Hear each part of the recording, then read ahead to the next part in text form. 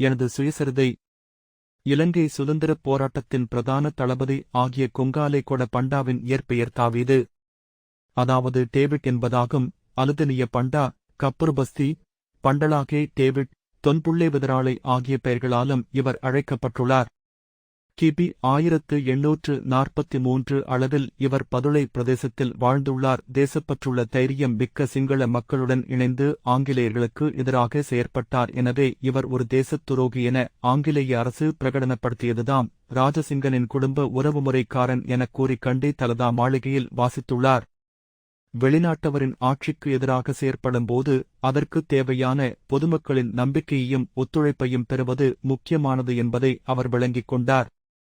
ஆங்கிலேயரால் அற்றவிடப்பட்ட நியாயமற்ற வரிகளை இரத்துச் செய்து கொள்ள வேண்டிய தேவை சிங்கள மக்களுக்கு இருந்தது. மேலும் ஆங்கில ஆட்சியாளரை இலங்கையிலிருந்து துரத்துவதற்கு சிங்கள மக்கள் ஒன்று திரள